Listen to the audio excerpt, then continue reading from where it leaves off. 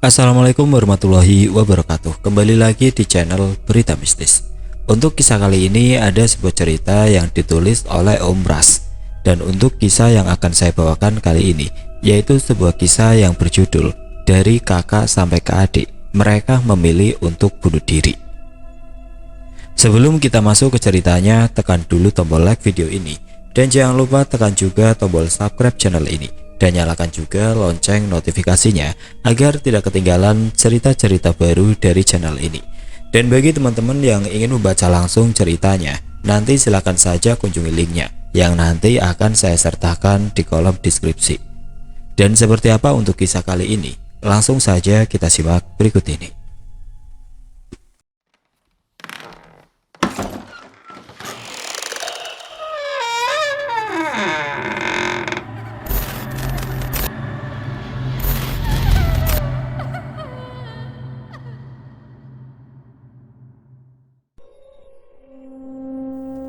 Dari kakak sampai ke adik, mereka memilih untuk bunuh diri.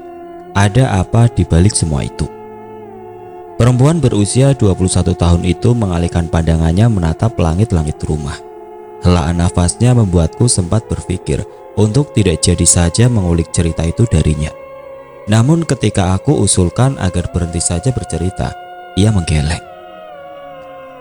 Kisah ini setidaknya bisa dijadikan pelajaran untuk pembaca cerita Amang. Dan selain itu, saya juga bisa menyampaikan beberapa hal yang tidak bisa saya katakan sebelumnya. Ucapnya pelan tapi terdengar tegas. Baik, silahkan, balasku sambil menatap perempuan itu. Helaan nafas beratnya kembali aku dengar begitu ia akan melanjutkan ceritanya yang sempat terputus. Jadi kakak saya itu bekerja di sebuah toko yang menjual alat-alat tulis lengkap. Satu toko yang besar itu menjual alat-alat tulis khusus untuk partaian. Dan toko kedua yang lebih kecil menjual alat-alat tulis eceran. Karyawan di kedua toko itu adalah sekitar 6 orang. 3 di toko besar dan 3 di toko kecil. Tapi mereka ini memang diharuskan saling membantu jika salah satu toko kedatangan banyak pelanggan. Mereka membagi tugas dengan adil. Yang laki-laki biasanya sekalian untuk mengantar barang ke tempat pembeli. 1 tahun lebih kakak saya bekerja di toko itu dan semuanya berjalan normal dan lancar seperti biasa. Meski gajinya tidak begitu besar, hanya 30.000 per hari. Kakak saya cukup senang dengan pekerjaan itu.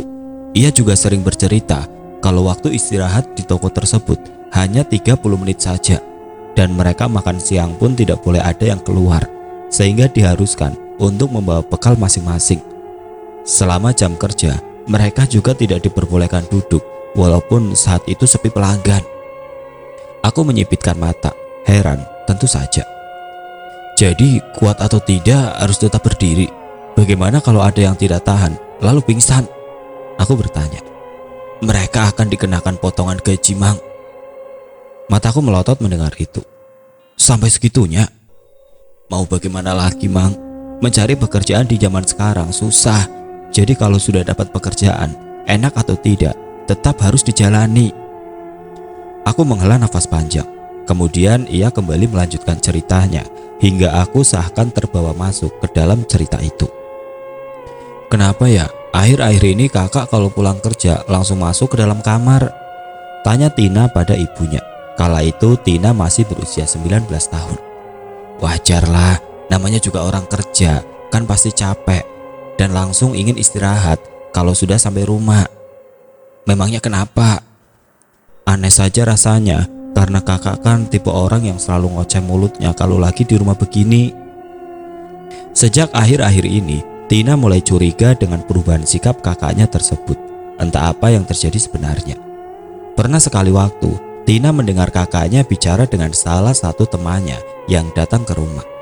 Topik pembicaraan mereka saat itu seputar tentang ganti rugi atas kerugian toko yang katanya dibuat oleh kakak Tina. Tapi saat itu Tina belum pasti betul tentang apa yang mereka bicarakan selanjutnya, karena ia sudah keburu dipanggil oleh ibunya. Hingga akhirnya Tina memberanikan diri bertanya langsung pada sang kakak ketika ia hanya berdua di dalam rumah. Awalnya kakaknya sama sekali tidak mau berbicara. Namun ketika Tina membujuknya, sang kakak pun luluh juga lalu menceritakan masalah yang dia hadapi saat itu. Rupa-rupanya kakaknya dituduh mencuri uang dari hasil penjualan barang, dan jumlah uang itu tidaklah sedikit. Alhasil semua karyawan di kedua toko itu mendapatkan perpotongan gaji untuk menambal semua kerugian toko. Kakak Tina mendapatkan perlakuan buruk dari karyawan lain dan ditekan untuk segera mengembalikan uang yang ia curi. Padahal kakak Tina sudah berkata jujur dalam pengakuannya itu, bahwa memang bukan dia yang mengambil uang tersebut, memang dia yang terakhir kali pulang, namun ia sama sekali tidak pernah mengambil uang-uang itu. Tapi bos tidak percaya. Meski kakak Tina sudah mengusulkan agar masalah itu biar polisi saja yang menyelidiki agar semuanya jelas, tapi lagi-lagi usulnya ditolak dengan alasan buang-buang waktu jika lapor polisi, karena pencurinya sudah nyata di depan mata. Lalu sekarang bagaimana kak? Tanya Tina ikut sedih mendengar cerita sang kakak. Aku tidak tahu, aku tidak punya uang sebanyak itu. Coba kakak bilang ke orang tua kita, masalah sebesar ini jangan ditanggung sendiri kak. Lebih baik kita selesaikan bersama-sama, walaupun bukan kakak pencurinya. Tidak, jangan. Aku tidak mau merepotkan mereka dalam masalahku ini. Aku akan coba selesaikan dengan caraku sendiri. Terima kasih sudah mau mendengarkan ceritaku. Berhari-hari telah berlalu. Keadaan sepertinya tidak juga membaik. Itu bisa dilihat dari raut wajah kakaknya yang selalu pulang larut malam dengan wajah yang tampak lesu. Kamu gak kerja hari ini? Tanya ibunya di depan kamar kakak. Hening, tidak ada jawaban. Tin, kemana kakakmu? Kok jam segini masih berkurung di dalam kamar? Mungkin gak enak badan, jawab Tina tanpa curiga. Hingga pukul 1 siang, sang kakak tidak juga keluar dari dalam kamar, membuat si ibu dan adiknya segera mengecek. Namun pintu kamar terkunci dari dalam. Sudah digedor-gedor tapi tidak ada respon. Akhirnya ketika adik laki-laki Tina yang baru pulang sekolah itu datang, ia langsung diminta untuk merusak pengunci pintu itu dari luar. Setelah pintu berhasil dibuka, alangkah terkejutnya sang ibu juga Tina dan adiknya melihat sang kakak sudah tidak bernyawa dengan keadaan menggantung. Di lehernya terlilit seutas tali bekas tali jemuran. Teriakan histeris mereka membuat beberapa tetangga yang ada di sekitar langsung berlari menghampiri. Selama proses pengurusan jenazah kakaknya yang gantung diri itu, Tina tampak tidak tenang. Begitu juga dengan ibunya yang sering tidak sadarkan diri. Mata kakaknya saat akan dimandikan dan dikafani tampak membuka, bahkan kakinya pun tampak tegak. Konon katanya orang tua-tua dulu, bila mata jenazah tidak tertutup rapat, itu pertanda kalau akan ada pihak keluarga yang akan menyusul. Wallahu alam. Apalagi bila kakinya tegak seperti menapak sesuatu. Itu tandanya akan ada yang menggantikannya gentayangan di alam dunia. Sesuatu yang sering disebut jin korin. Tapi entahlah, semua itu tidak terpikirkan keluarga Tina saat itu. Singkat cerita, 3 hari setelah kepergian sang kakak, rumah menjadi lebih sepi dan ibunya juga jadi lebih sering melamun. Sementara Tina, ia masih tidak berani mengatakan apa-apa tentang masalah sang kakak pada ibunya. Apalagi ketika ia membersihkan kamar kakaknya, ia menemukan surat terakhir dari sang kakak di dalam lemari. Surat itu berisi permintaan maaf dan rasa keputusasaannya dalam menghadapi masalah yang saat itu menimpanya. Perlakuan teman-teman kerja dan bosnya setiap hari membuat dirinya lebih memilih untuk mati. Di dalam surat itu, ia juga bersumpah bahwa ia tidak pernah melakukan pencurian apapun di toko seperti yang bosnya fitnahkan. Tina terisak menangis seusai membaca surat kakaknya itu. Ia menyesal, andaikan sejak awal kakaknya bercerita itu, ia langsung memberitahu orang tuanya. Tentu masalah kakaknya bisa diselesaikan, walaupun mereka harus menjual sawah untuk membayar semua kerugian toko tersebut. Maafkan aku kak, isak Tina. Malam itu saat Tina akan pergi ke dapur untuk memasak Indomie, ia mendengar suara kreot-kreot dari dalam kamar kakaknya. Suara yang sama ketika jasad sang kakak yang akan diturunkan. Suara balokan kayu yang dipakai untuk menggantung diri, sama seperti suara keberatan beban. Tina mencoba membiarkan saja suara-suara itu, namun semakin didiamkan, suara tersebut makin terdengar. Kret, Suara pintu dibuka. Hening. Kamar itu terlihat sama, kosong dan tidak ada siapa-siapa. Akan tetapi ketika pintu ditutup, suara itu kembali terdengar, diiringi suara seperti taburan pasir di atas atap.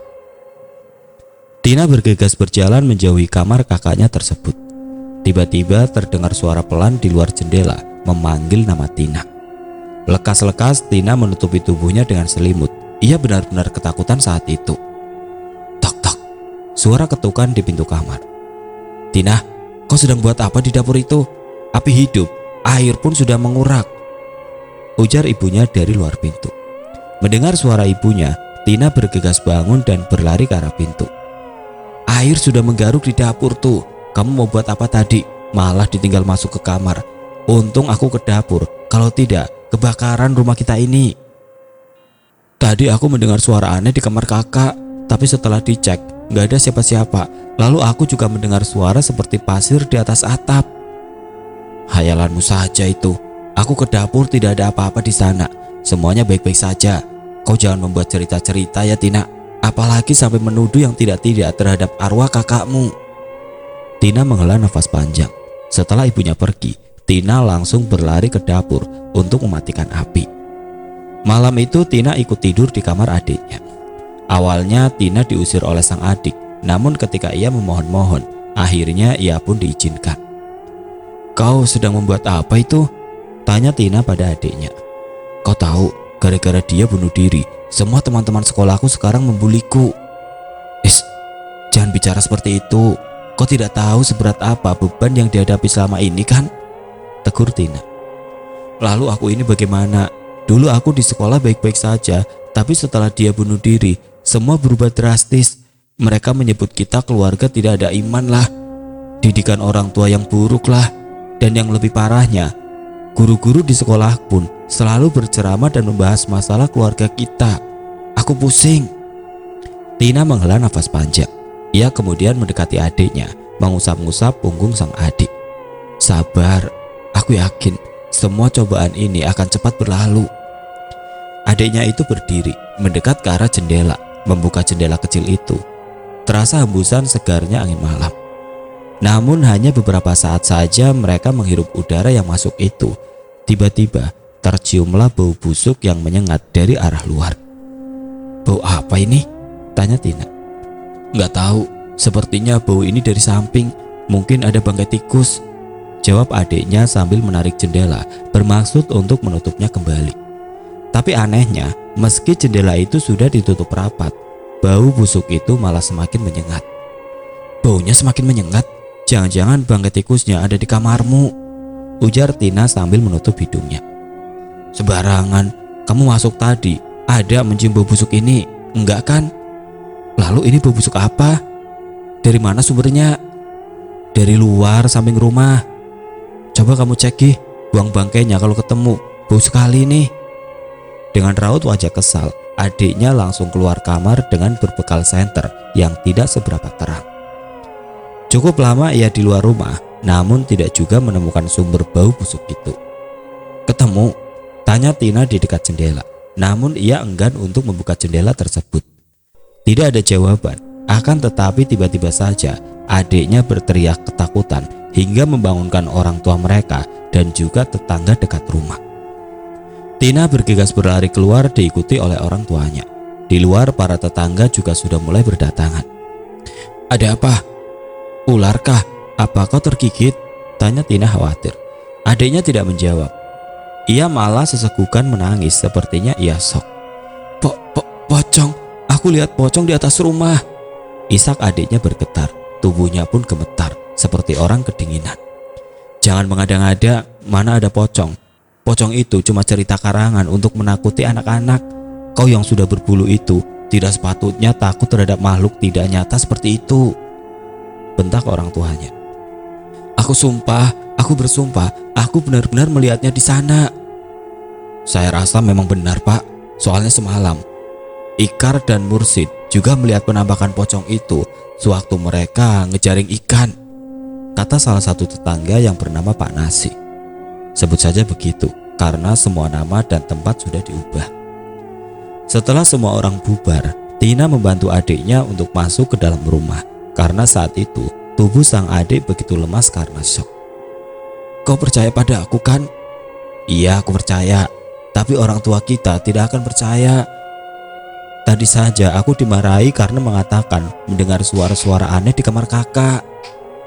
Adiknya terserang demam. Suhu tubuhnya benar-benar panas sekali.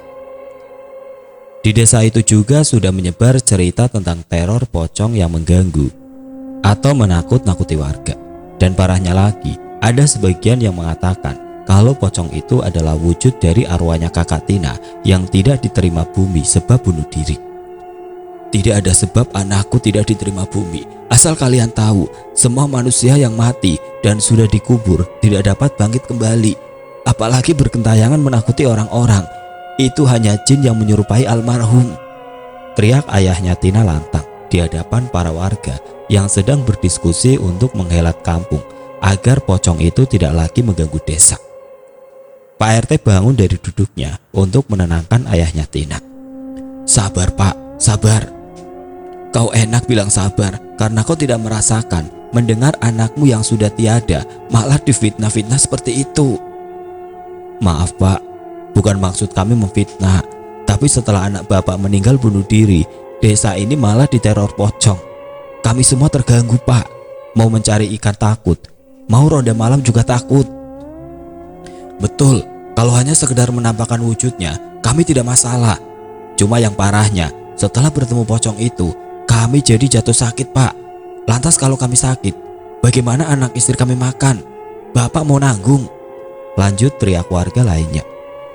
Keadaan memanas sekali saat itu. Semuanya emosi, sampai-sampai Pak RT kewalahan menenangkan warganya. Sesampainya di rumah, ayahnya Tina marah-marah. Semua orang di rumah kena imbasnya. "Seberapa parah cerita tentang pocong itu beredar?" tanya Tina pada adiknya yang sedang membuat parang-parangan dari kayu. Adiknya menarik nafas panjang sebelum bercerita.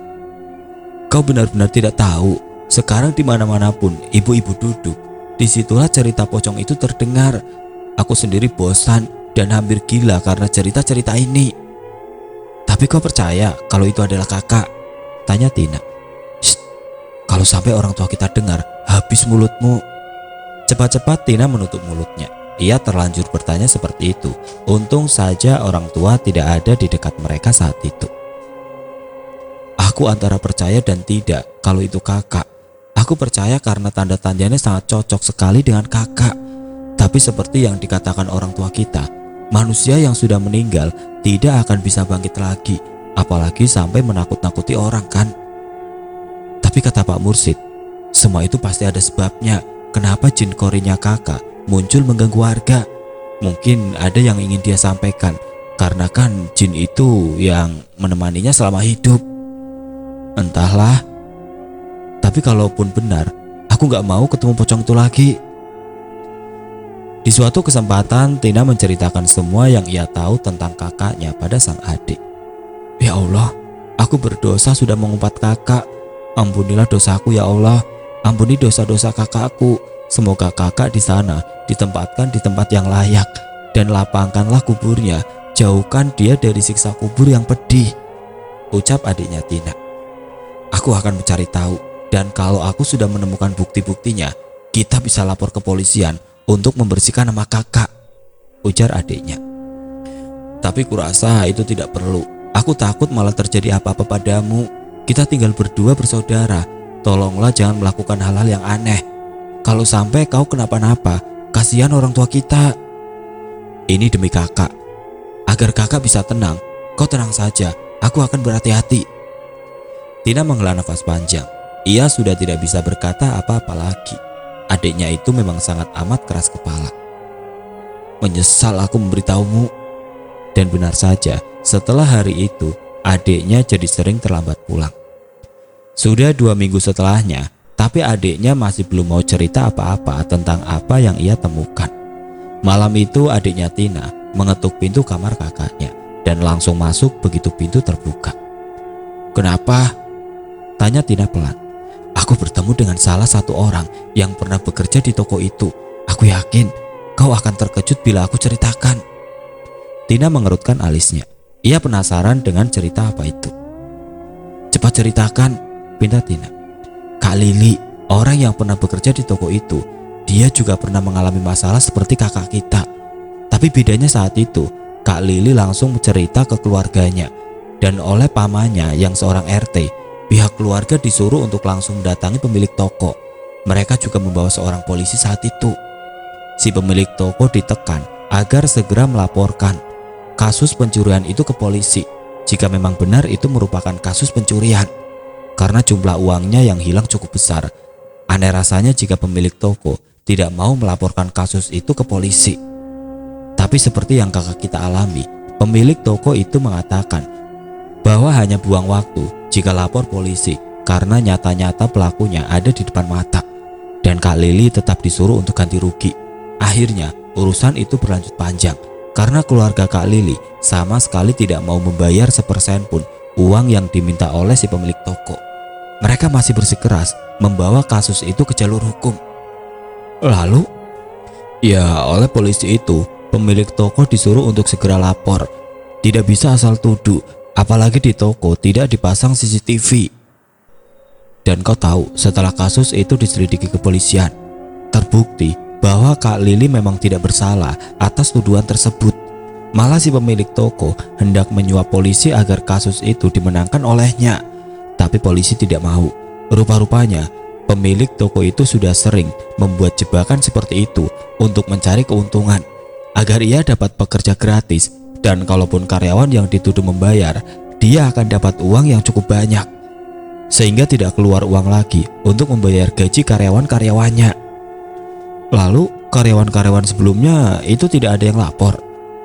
Orang tertekan mana bisa berpikir jernih. Cuma Kak Lili yang berhasil bebas dari masalah itu tanpa mengeluarkan uang yang besar. Tina menutup mulutnya rapat-rapat. Tidak menyangka jika pemilik toko yang sudah sangat kaya raya itu masih tega berbuat seperti itu hanya demi uang yang tidak seberapa jika dibandingkan dengan kekayaannya. Lalu sekarang kita harus bagaimana? Apa kita juga harus lapor polisi? Kita belum cukup bukti untuk kasus kakak. Aku akan terus mencari bukti-bukti itu. Kau tenang saja, doakan aku semoga baik-baik saja. Karena orang itu bisa melakukan apapun dengan uangnya. Bahkan untuk membeli hukum pun dia mampu. Aku tidak izinkan kamu mencari bukti-bukti itu. Sekarang kita harus fokus pada masa depan kita saja. Biarkanlah yang sudah berlalu, jangan lagi untuk menguliknya. Aku takut akan terjadi apa-apa padamu. Aku tidak bisa bayangkan bagaimana orang tua kita nanti kalau sampai kamu celaka. Orang seperti itu tidak boleh dibiarkan. Dia bahkan tidak mengucapkan sepatah kata pun atas kematian kakak. Padahal nyata-nyata itu ulahnya. Aku benar-benar emosi. Andai aku tidak bisa menyeretnya masuk penjara, maka itu berarti aku yang akan masuk penjara. Kau gila? Kau masih bocah, sudah berpikiran seperti itu? Bentak Tina, mengangkat tangannya bermaksud hendak melayangkan pukulan pada adiknya tersebut. Aku benarkan, orang seperti dia itu tidak pantas hidup enak bebas begitu. Yang ada kalau dibiarin, akan makin banyak korban-korbannya seperti kakak. Mending kalau korbannya itu pintar seperti Kak Lili. Tapi kalau lemah mental seperti kakak, bagaimana?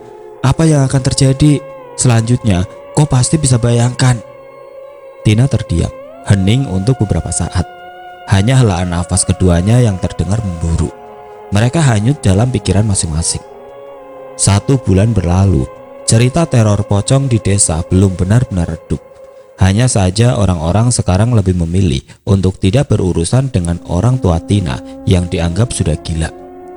Karena pernah beberapa waktu lalu, ketika ayahnya mendengar beberapa warga membicarakan pocong itu, sang ayah langsung membabat habis tiang rumah, antena TV, tiang-tiang jemuran milik warga yang membicarakan pocong tersebut.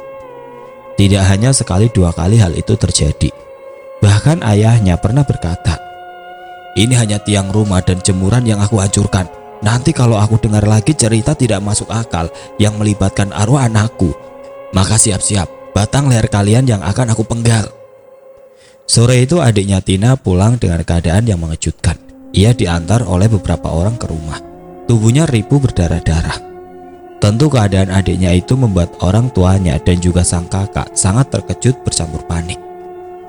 Kami menemukannya di jalan dekat sawah Haji Cuplis. Saat ditemukan, keadaannya memang sudah babak belur begini. Entah apa yang sudah terjadi. Meski tidak yakin, tapi Tina berat kecurigaannya terhadap pemilik toko. Bisa jadi ini ulah pemilik toko tersebut. Hari-hari berlalu, Tina dengan penuh kasih sayang mengurus adiknya itu. Ia juga selalu menanyakan siapa yang membuat adiknya jadi seperti itu. Tapi tidak satu pun pertanyaan itu dijawab oleh sang adik. Sementara kedua orang tuanya malah menuduh adik Tina melakukan perkelahian antar geng dengan sekolah lain. "Kak," panggil adiknya untuk pertama kali setelah sekian lama tidak pernah lagi memanggilnya dengan sebutan kakak. "Iya," hening. Adiknya terdiam. Lalu kemudian sang adik menggelengkan kepala. Bibirnya tersenyum. "Tidak, bukan apa-apa. Aku hanya ingin mengucapkan terima kasih karena kau sudah merawatku." "Bicara apa kau ini? Kau itu adikku. Tentu aku akan merawatmu bila kau terluka. Bila suatu saat nanti aku mati, tolong jaga orang tua kita ya, Kak." Tina terdiam. Ia kembali duduk di sebelah adiknya itu. "Siapa yang melakukan ini semua padamu? Apa ini berkaitan dengan pemilik toko itu?" "Tidak, Kak. Ini murni perkelahianku dengan teman-teman sekolah," jawab adiknya pelan. Wajah adiknya tampak serius, tapi Tina tidak yakin jawaban itu jujur dari hati adiknya. "Kalau begitu, istirahatlah sekarang, biar kau lekas pulih dan bisa kembali bersekolah." Malam itu hening sekali, hanya suara mirip taburan pasir di atas atap yang sesekali mengganggu ketenangan Tina dan adiknya. Tiba-tiba perut Tina terasa keroncongan. Padahal sore tadi ia sudah makan sangat banyak dengan ikan asin dan sayur labu santan buatan ibunya. Ia pun membuka pintu kamar untuk mengambil makanan sisa sore tadi sebelum sayurnya basi. Setibanya di dapur, Tina memanaskan sayuran di atas kompor. Setelah sayuran sudah panas, ia mengambil sepiring nasi dan ikan asin untuk dibawa masuk ke dalam. Karena ia tidak ingin makan di dapur sendirian. Namun baru beberapa suap saja ia menikmati makanannya, tiba-tiba tercium bau asap dari arah dapur. Tina merasa aneh, namun ia juga enggan untuk memeriksanya. Lama-lama bau asap itu semakin menyengat, dan tidak hanya baunya saja, asap tebal pun mulai masuk ke dalam, membuat Tina terbatuk-batuk. Mau tidak mau ia memeriksa ke dapur dan sangat terkejut melihat api sudah memakan habis pelataran dapur dan merambah ke pintu. Bau bensin dan asap tercium. Bergegas Tina yang panik itu membangunkan kedua orang tua dan adiknya untuk segera menyelamatkan diri keluar dari rumah. Ayah Tina memapa anaknya yang masih sakit itu untuk keluar rumah. Dan setelahnya sang ayah berusaha untuk memadamkan api dibantu oleh para tetangga. Untung saja api yang tidak sempat melahap seluruh rumah itu berhasil dipadamkan.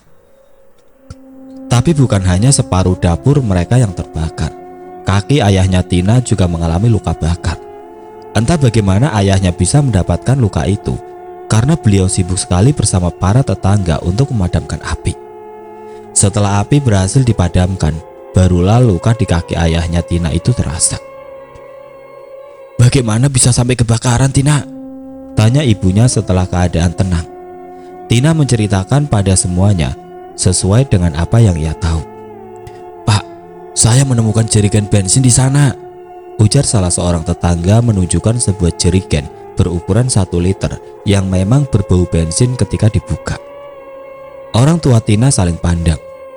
"Apa jangan-jangan ada yang dengan sengaja membakar rumah Bapak?" "Wah, gak bisa dibiarkan ini. Salah-salah, besok malah rumah kita yang jadi sasaran," saut yang lain. Semua orang yang ada berpikir bahwa itu adalah ulah orang-orang mabuk yang dengan sengaja membuat gaduh dengan cara membakar rumah-rumah warga. Karena jerigen yang digunakan pun hanya jerigen kecil. Kalau memang berniat hanya untuk melenyapkan rumah Tina, tentu jerigen yang digunakan membawa minyaknya jauh lebih besar. Tapi jelas sekali terlihat raut wajah adiknya Tina tampak berbeda. Mungkinkah ia ada pendapat lain? Siapa yang ia curigai? Sederet pertanyaan itu bercampur aduk jadi satu di pikiran Tina. Namun ia juga tidak enak hati untuk bertanya pada adiknya. "Semoga saja dugaan bapak-bapak itu benar kalau ini hanyalah ulah orang-orang mabuk," pikir Tina. "Kenapa kau melamun? akhir-akhir ini nampaknya kau jadi pemalas sekali, ujar Tina pada adiknya yang tengah duduk di pelataran, sambil menatap anak-anak tetangga yang bermain kejar-kejaran di jalan. Entahlah, aku hanya sedang memikirkan tentang orang mabuk yang membakar rumah kita. Terdengar aneh kan? Masa iya ada orang mabuk iseng lalu membakar rumah kita? Setahuku orang kalau sudah mabuk itu macam hilang kendali diri. Bahkan untuk berjalan saja mereka susah, jangankan berpikiran untuk membakar rumah orang. Mengingat arah jalan pulangnya sendiri pun ia tidak mampu. Tina menghela nafas. Kejadian akhir-akhir ini memang tidak masuk akal baginya. Tapi ia tidak bisa sembarangan tuduh. Terlebih lagi ia tidak punya bukti yang memadai. Tidak usah terlalu dipikirkan. Yang perlu kau pikirkan sekarang itu sekolah yang rajin. Jangan malas-malesan. Biar jadi orang berguna dan sukses kalau sudah besar. Adiknya tidak menjawab. Hanya helaan nafas yang lagi-lagi terdengar. Malam harinya, Tina dan sang adik tinggal berdua di rumah. Kau sudah tidur? Tanya Tina mengetuk pintu kamar adiknya yang terkunci. Hening, tidak ada jawaban. Tina lalu duduk sebentar di depan kamar sang adik, berharap adiknya itu bangun dan mau membukakan pintu. Namun hanya terdengar dengkuran yang semakin keras dari dalam kamar, membuat Tina bergegas bangun dan langsung berlari ke kamarnya. Suara tabuhan pasir di atas atap masih sering terdengar. Tina menutupi tubuhnya dengan selimut, lalu berusaha untuk memejamkan mata. Hingga tiba-tiba terasa sebuah tangan menyentuh dari luar selimut. Jangan ganggu aku tidak mengganggumu. Kau bicara apa sih? Tanya suara itu yang tidak lain adalah suara adiknya. Astaga, kau masuk ke kamarku tanpa memberitahu. Siapa yang tidak kaget? Umpat Tina kesal. Aku lapar, tolong masakan mie kuah. Tadi aku dengar kau tidur mendengkur. Bisa pula ya bangun karena lapar. Tapi rasanya kau bisa masak mie sendiri kan? Iya, tapi malam ini aku ingin makan mie buatan kakak. Karena matanya memang tidak mengantuk, Tina akhirnya berjalan ke dapur diikuti oleh adiknya. Pucatnya wajahmu, kau sakit lagi? Tanya Tina. Enggak lah, cuma pusing dikit. Oh, 2 buah mangkok mie kuah diletakkan Tina di atas meja. Kau tunggu di sini sebentar ya, aku mau buang air dulu, ujar Tina berpesan pada adiknya. Akan tetapi sekembalinya ia, Tina tidak melihat adiknya di dapur, bahkan mie-nya pun tidak ia bawa. Ini anak kemana? Gumam Tina lalu membawa kedua mie tersebut keluar. Suara kreyot di dalam kamar kakaknya terdengar lagi, membuat Tina langsung berlari menjauh. Beberapa kali Tina mengetuk dan menggedor-gedor pintu kamar adiknya, namun tidak ada jawaban, membuat Tina semakin kesal. Dasar kurang ajar, beraninya dia mengerjaiku, umpat Tina. Tidak berapa lama kedua orang tuanya datang. Sang ayah yang melihat ada semangkok mie di atas meja itu pun langsung melahapnya. Itu mie adik, tadi dia minta masakan mie, tapi setelah masak dia malah masuk ke dalam kamar, mana dipanggil nggak menjawab. Ibunya yang trauma dengan kejadian kakak Tina waktu itu langsung menggedor-gedor pintu kamar adiknya. Coba buka paksa, aku takut terjadi apa-apa, ujar ibunya memelas. Tidak ada apa-apa, biasakan anak itu memang suka sekali ngerjai kakaknya. Cepat buka saja pintunya, perasaanku semakin tidak enak. Akhirnya mau tidak mau ayahnya Tina terpaksa mencongkel pintu itu untuk membukanya. Benar saja apa yang dikhawatirkan ibunya tadi terbukti. Adik Tina sudah terkapar dengan mulut berbusa di atas tempat tidur. Di tangannya ada botol air yang sudah habis. Di atas mejanya juga ada beberapa bungkusan racun yang bisa dipakai untuk meracun ikan. Tina terduduk, tubuhnya gemetar. Perlahan-lahan suara tangisan ibunya mulai menghilang dan keadaan menjadi gelap gulita. Saat ia tersadar, seorang ibu-ibu tengah memijit-mijit lengannya. Orang-orang di luar kamar juga sudah ramai berkumpul. Adik saya, adikmu sudah meninggal. Nafas Tina tidak beraturan. Kenapa? Batinnya. Setelah kejadian adiknya bunuh diri itu, Tina menjadi jauh lebih murung. Ibunya pun kini terus sakit-sakitan. Apa suara dengkuran yang aku dengar itu adalah suara di mana adikku sedang meregang nyawa? Tapi tidak mungkin, karena setelah itu dia mendatangiku.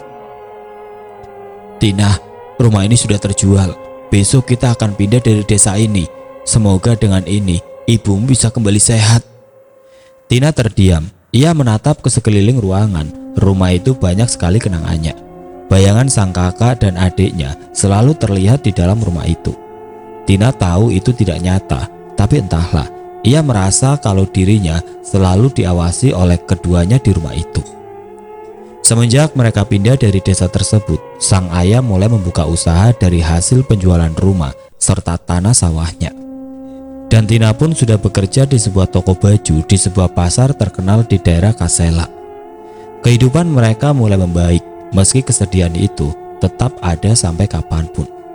Di akhir cerita, Tina meminta doa pada kita semua untuk kedua saudaranya yang meninggal.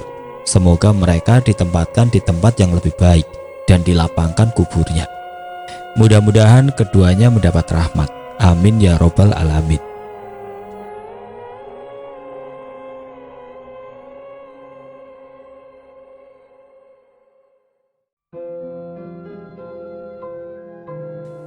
Oke teman-teman, sekian untuk kisah kali ini. Bagaimana menurut kalian tentang kisah ini? Tulis komentar kalian di kolom komentar. Dan bagi teman-teman yang baru bergabung, jangan lupa untuk like, komen, share, serta subscribe channel ini. Dan nantikan kisah-kisah horor berikutnya tetap di channel Berita Mistis.